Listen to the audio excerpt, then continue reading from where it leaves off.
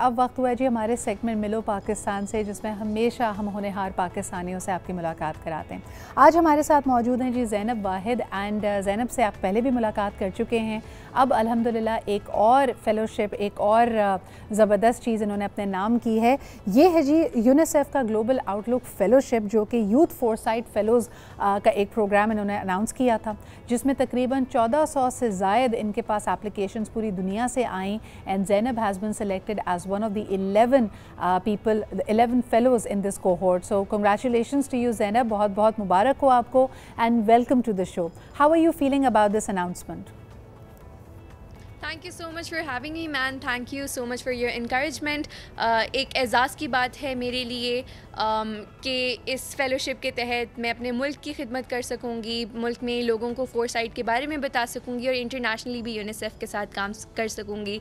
तो I am really honoured to be selected. और इसमें आपको बताते चलें कि Zainab is very very passionate about climate impact. इसके अलावा she also contributes as a journalist. अगर मैं बताऊँ आपको कि इन्होंने पाकिस्तान की नुमाइंदगी की है एट द यूएन्स यूथ फोर्स। इसके अलावा ये कंट्री की ऑफिशियल यूथ डेलीगेशन का हिस्सा थी, जो कि C40 वर्ल्ड मेयर समिट के में इन्होंने शमूलियत हासिल की थी पाकिस्तान के डेलीगेशन में।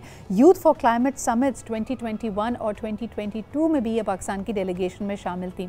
मुझे ये बताइए कि ये एक्टिविज़म, यूथ एक्टिविज़म में पाकिस्तानियों का आप क्या फ्यूचर देखती हैं? And when you are at the world stage, हमारी बहुत सारी इनसिक्योरिटीज़ हैं ज़ैनब हमारे मुल्क की अंदरूनी मसाइल को लेकर, but when you are at the world stage, how do you feel, how confident do you feel? Pakistan में यूथ एक्टिविज़म की बात करें तो आई डू फील कॉन्फिडेंट कि अब इस तरफ रुझान बढ़ रहा है। हमारे यंग लोगों को ये शऊर पैदा हो रहा है कि क्लाइमेट चेंज एक बहुत बड़ा मसला है, स्पेशली लास्ट ईयर के फ्लड्स के बाद a lot of people are recognizing our climate challenges, और इसीलिए I am really confident in Pakistan ability to put forth its youth climate activist. Internationally जब मैं क्लाइमेट इम्पैक्ट ज़ैनब, मुझे लगता है कि तमामी सस्टेनेबल डेवलपमेंट गोल्स, बल्कि मुल्क के अंदरूनी मामला, कॉन्स्टिट्यूशनल मामला, पॉलिटिक्स, सब में यूथ बहुत इंटरेस्ट ले रही है।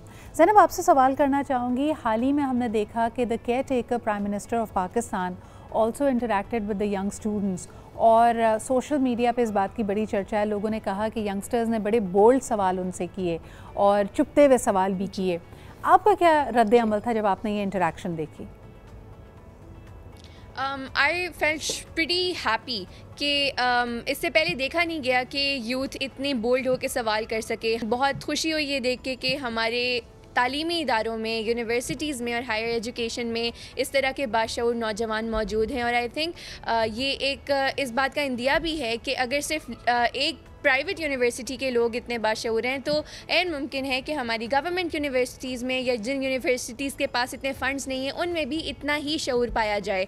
और this is bright as well. I think अगर इस तरह की अपॉर्चुनिटीज़ हमें दी जाएँ तमाम नौजवानों को अक्रॉस ऑल एजुकेशनल इंस्टीट्यूशंस, हम अपने लीडर्स से बात कर सकें, अपने कंसर्न्स उनके सामने रख सकें, तो इसी तरह की प्रोडक्टिव डिस्कशंस हमारे सामने आती रहेंगी। तो I feel really happy about the question. I think I will second you on that. और साथ में मैं ये भी कहना चाहूँगी कि this also shows you know the change in the mindset of the leadership.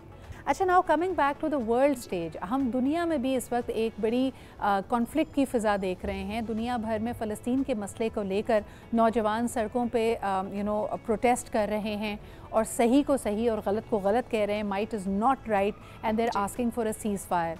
आप समझती हैं कि आपके जितनी नेटवर्क्स हैं, where you are also interacting with community heroes like minded people like yourself, उनका इस वक्त क्या स्टेट ऑफ माइंड है? वो इस कॉन्फ्लिक्ट को कैसे देख रहे हैं ज़ैनब? मैम, मेरे तो जितने फ्रेंड्स हैं, मेरे जितना सर्कल है, उन सब को ना सिर्फ ख़बरों को देख के इसके ऊपर ओपिनियन बनाना आता है, बल्कि उनको क्रिटिकल थिंकिंग का भी एक ख़ास शऊर है। This is what I have seen. I am really happy about it as well कि हम देख सकते हैं कि प्रोपेगेंडा क्या है और फैक्ट क्या है। और ये रुझान मैंने देखा है नौजवानों में रिसेंटली, अपने फ्रेंड्स में, अपनी कम्युनिटी में, कि अगर हम एक हेडलाइन पढ़ें तो वी कैन टेल कि ये प्रोपेगेंडा है, क्या इसके पीछे कोई लोडेड इन्फॉर्मेशन है या ये फैक्ट है। तो आई फील लाइक ये रुझान एक बहुत इंपॉर्टेंट चीज़ है, क्योंकि अगर आवाम को या एक कम्युनिटी को प्रोपेगेंडा को फैक्ट से डिफ्रेंशिएट करना नहीं आता तो दैट्स रियली डेंजरस और हमें मिसलीड किया जा सकता है। तो इसी वजह से बहुत ज़्यादा एक्टिविज़म में देख रही हूँ, बहुत ज़्यादा सपोर्ट देख रही हूँ, आए रोज़ प्रोटेस्ट हो रहे हैं। मेरे फ्रेंड्स NOCs के लिए गवर्नमेंट ऑफिशियल्स के पीछे हैं कि हमें NOC दीजिए, और हम प्रेस क्लब के बाहर मार्च करना चाहते हैं, हम इस्लामाबाद में मार्च करना चाहते हैं, और मेरा भी यही स्टैंस है। अभी कुछ देर पहले मैं जी, but at the same time, Zainab, you're engaging with the various faculties and various departments of United Nations. इससे ज़्यादा हमने अपने आप को बेबस भी कभी महसूस नहीं किया है कि हम इसके बारे में राय बना पा रहे हैं प्रोपेगेंडा को रियल न्यूज़ से, या जिस पर्सपेक्टिव में जहां हम देखते हैं कि वॉर क्राइम्स कमिट किए जा रहे हैं, इंसानी हुकूक की पामाली हो रही है। यानी आप यूनिसेफ में you're going to become a youth foresight fellow at a point in time when more children have been killed in this particular active conflict than all the conflicts that happen over a year. तो आपके लिए मेरे ख्याल में ये बड़ा एक irony वाला पॉइंट है कि आप क्या इस इदारे को इतना फ़ाल भी मानती हैं कि जहाँ पे लोग आपकी तरह के एक्टिव होने के बावजूद सीज़ फायर नहीं करवा पा रहे और हम यूनाइटेड नेशंस को बिल्कुल बेबस देखते हैं? आई डू फील दैट कि एट द सेम टाइम जब मुझे एजुकेशन मिल रही है, मुझे ऐसी अपॉर्चुनिटीज़ मिल रही हैं, मेरी उम्र के मुझसे छोटे और मुझ जैसे बच्चे मर रहे हैं, उनको कत्ल किया जा रहा है, आए रोज़ मैं ये हेडलाइंस देख रही हूँ, तो I do feel guilty at times कि what mandate do I have to be doing all of this.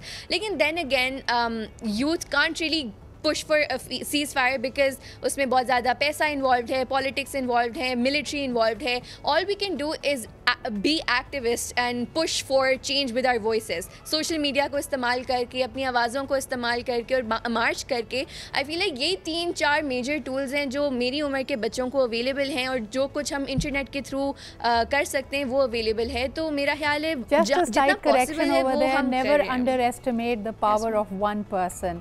I know कि आप लोग एक ऐसे माहौल में जहाँ आपको लगता है कि वसाइल की कमी है, बड़े बड़े हुक्मरान इसका डिसीजन लेंगे और शायद आप वॉइसलेस हैं या आप हेल्पलेस हैं, लेकिन ज़ैनब मैं आपको ये कहना चाहूँगी कि आप हेल्पलेस नहीं हैं। When we believe in young people trying to imagine a future for tomorrow, then you have to believe in your power. ये जिन tools का आपने जिक्र किया, these are very powerful tools, and I think even the biggest countries and the most powerful leaders will have to listen to all of you. बहुत शुक्रिया हमारे साथ मौजूद होने के लिए, and never give up, never think that okay certain tools are available और you know इसके बाद हम helpless हैं। अगर हम चाहें एक मुत्तहद होके और अमन के लिए अगर हम आवाज़ उठाएंगे, सो उसमें कोई मुज़ायका नहीं है कि अमन कायम होगा, देर पा अमन कायम होगा। इंशाअल्लाह ताला हम इसी उम्मीद पे कायम हैं।